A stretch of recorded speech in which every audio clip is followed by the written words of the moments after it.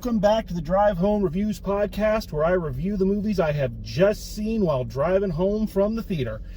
And, you know, it feels like over the past couple years, this new flavor of action movie has begun gaining more and more popularity. Not that it is a new thing, it just feels like this new take on it has become very popular.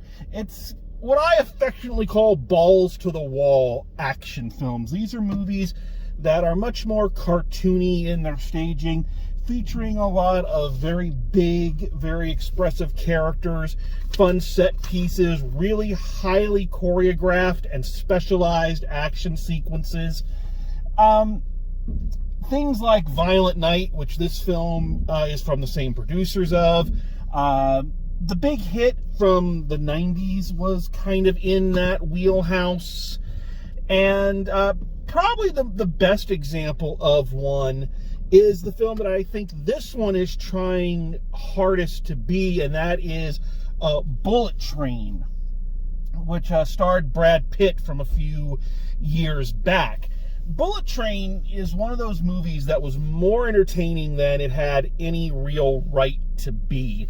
And also a movie that made me ask the question, why is it so hard to make a decent Street Fighter or Mortal Kombat movie?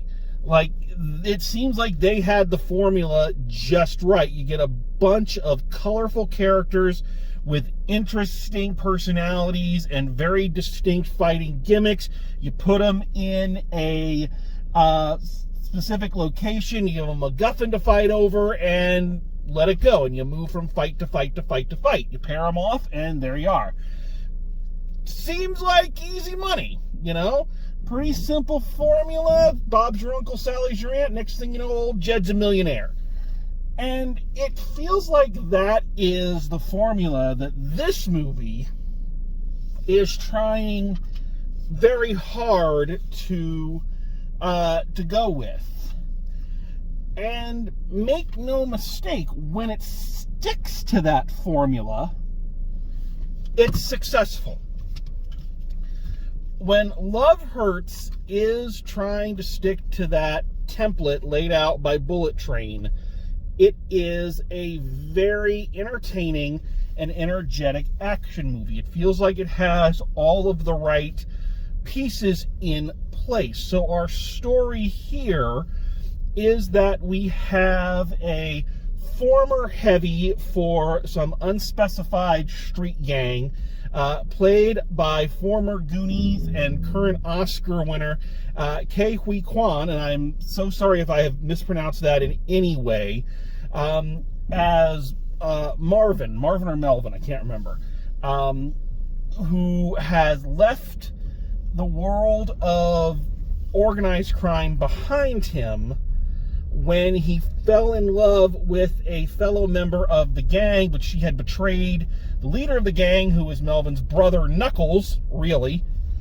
And instead of taking her out like he was supposed to, he let her fake her own death, run away, and he quit and became a real estate agent and is living this very humdrum, humble, but very sweet and satisfying life until Rose, the character that he let live, as played by Ariana DeBose, comes back seemingly out of nowhere and throws everything into upheaval. Now there are bad guys chasing him around.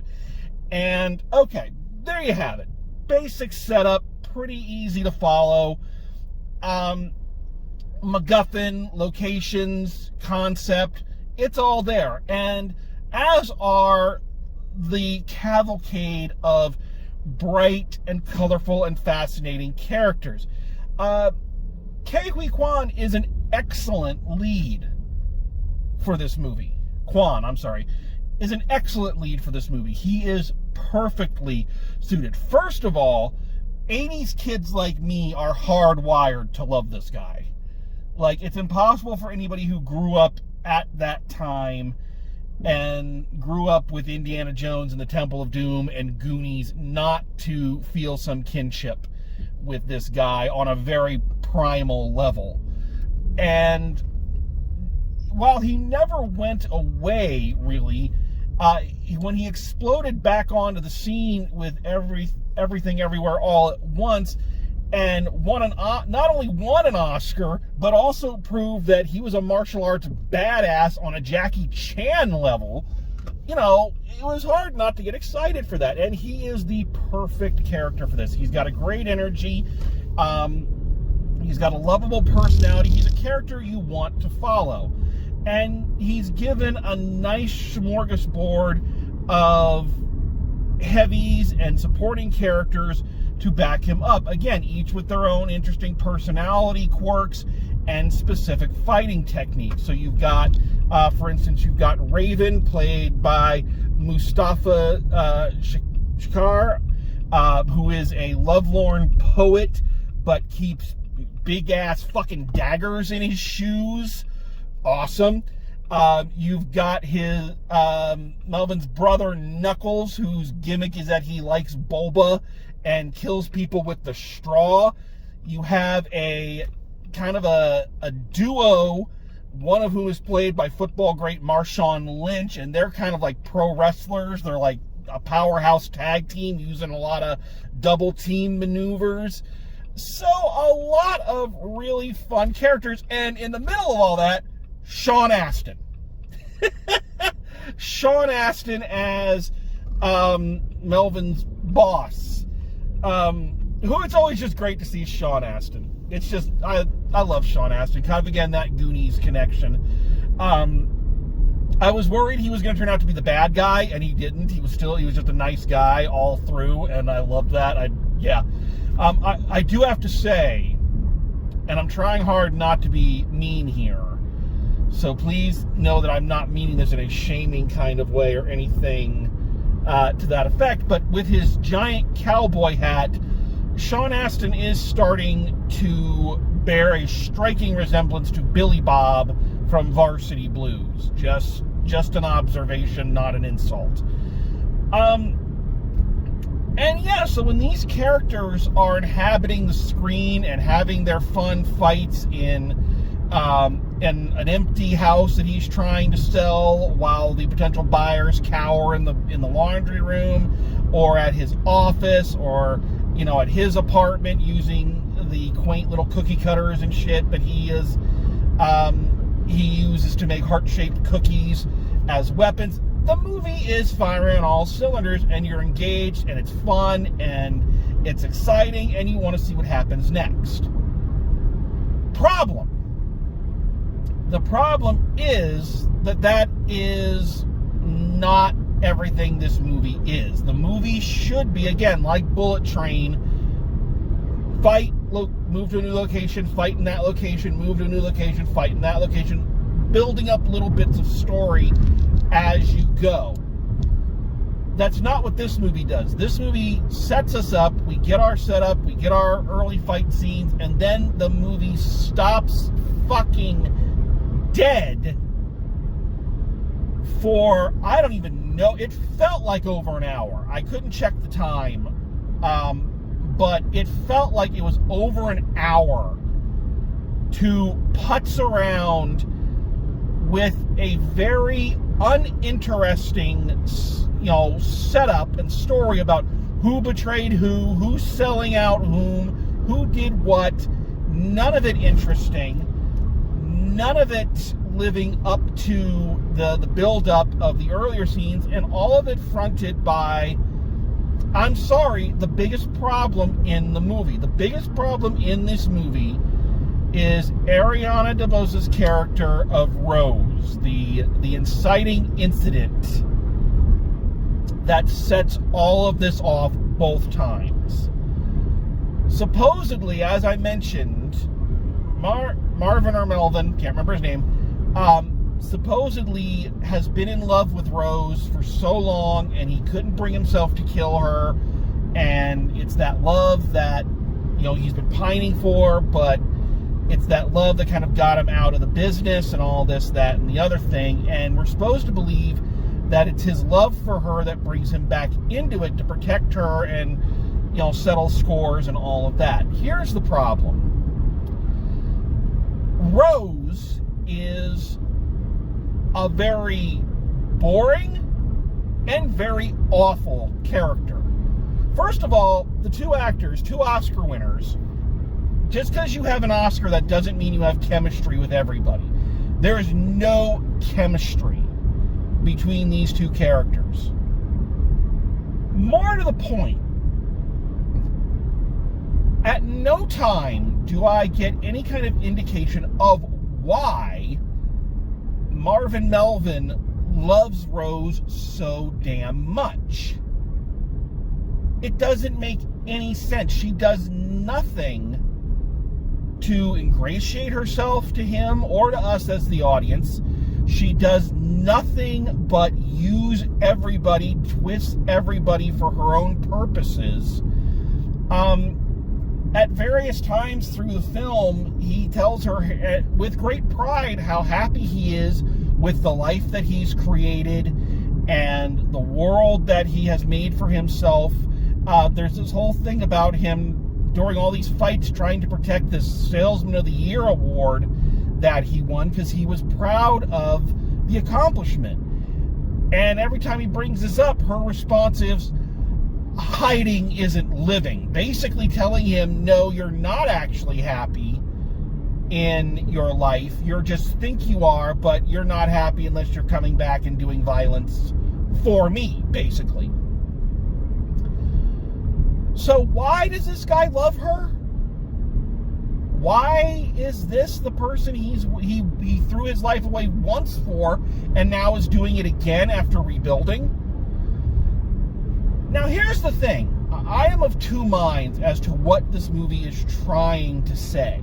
You can interpret this movie and its love story in two ways. Problem is, both ways aren't handled well. Whichever way you want to read it, there are loopholes, the size of the Grand Canyon.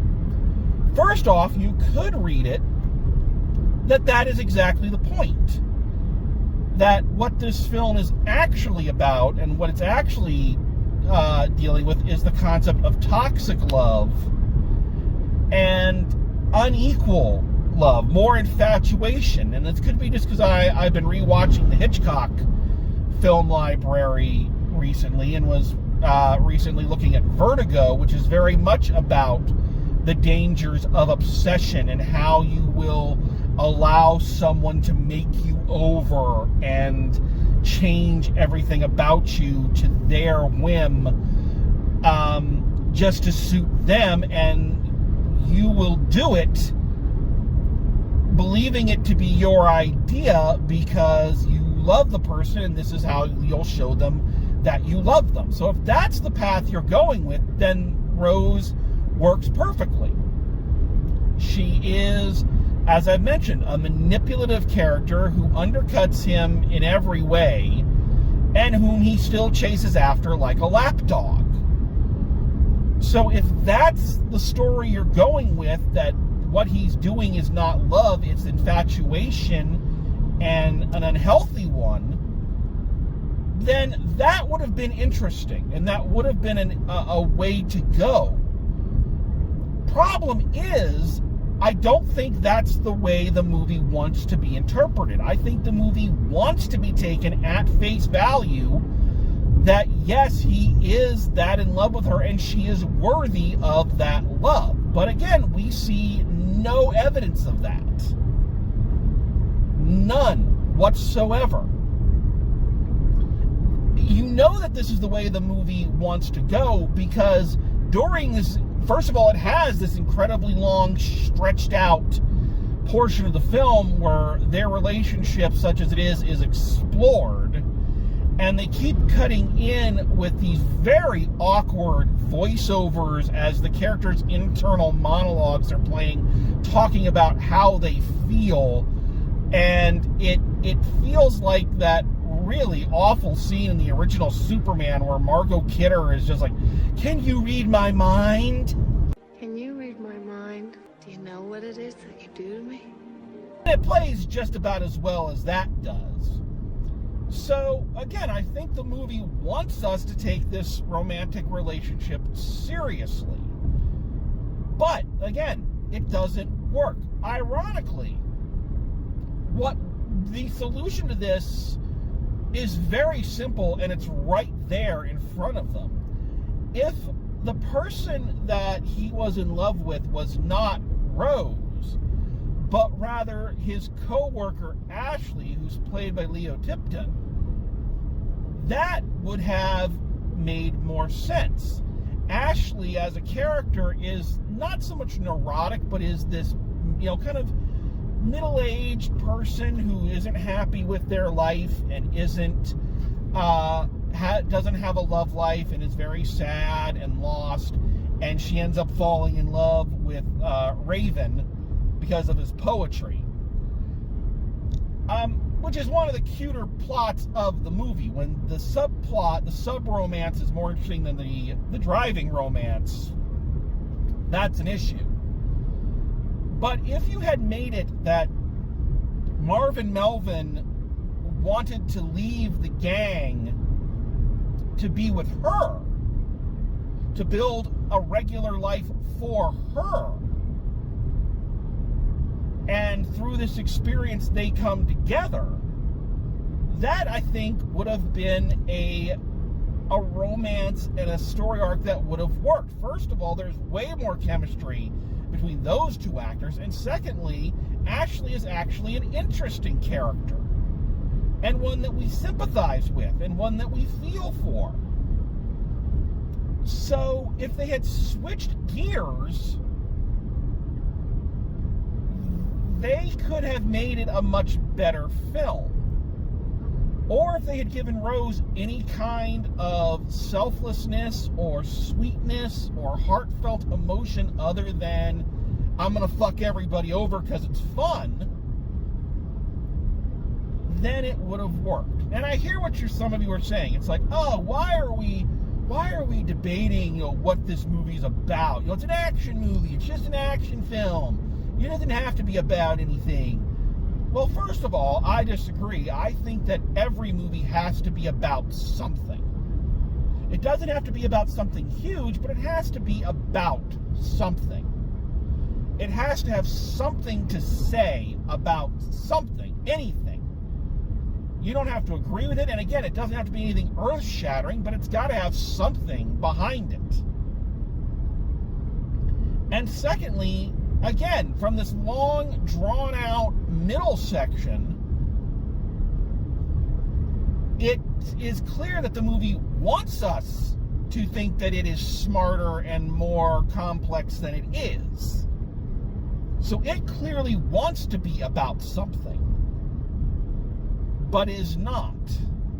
And thirdly, I just thought of the thirdly, even in an action movie, a balls-to-the-wall action movie like this, there has to be something larger driving it to give the fight scenes context. Otherwise, it's just a bunch of stuff. And this is a problem that this film runs into. The film tapers off in terms of my interest level. The only thing keeping me invested in this were the fight scenes. And the first two are really good. The third one in the, when we finally fucking get to it, the third one in the house that he's showing is pretty damn good. But by that point, when we move into the climax and the final fight between him and his brother, there's the relationship between the two of them hasn't been established. There's no real feeling of betrayal or animosity, or they're just fighting over this person who is completely awful, basically. And so if you're not about something, if there's not something giving the fight scenes meaning, then the audience doesn't care. And by that point in the film, I did not care. It lost me, and I just wanted the movie to end so I could go home. So, yeah, it's a film that had all the pieces in place. It had everything it needed to succeed, but somewhere in the translation, in the screenplay, in the direction, it all just fell apart. And that's sad, because I wanted to like this movie. I wanted to like this movie very much. And that I have to come here and say that it's just kind of there is hard. So, final grade for Love Hurts. I'm giving it a C. A middle-of-the-road C. And it's only spared the C- because the stuff that did work really did work. And really did hook me. It just couldn't hold me. It's the kind of movie that if you've got nothing to do on a weeknight or a weekend and you see it on streaming, it's okay to kind of throw it on and, maybe order a pizza and have a movie night. But odds are you're going to forget about it as soon as it's done. Ironically, the best metaphor for this film are probably the candy Valentine hearts that feature so prominently in its promotional material. Yes, those hearts are cute and colorful, and they've got whimsical sayings, and they're kind of a tradition of Valentine's Day, so you have a soft spot for them. But then I don't believe I can say this any better than the noted philosopher Lur of the planet Omicron Persei 8 when he said, "These candies are chalky and unpleasant. And what is this emotion you humans call love? This concept of love confuses and infuriates us." Me too, Lur. Me too. So that's it. So that is Love Hurts. So thank you for coming along. Thanks for listening. We'll be back next time with another review. Thanks for coming along. And as always, drive safe. And I will see you at the movies.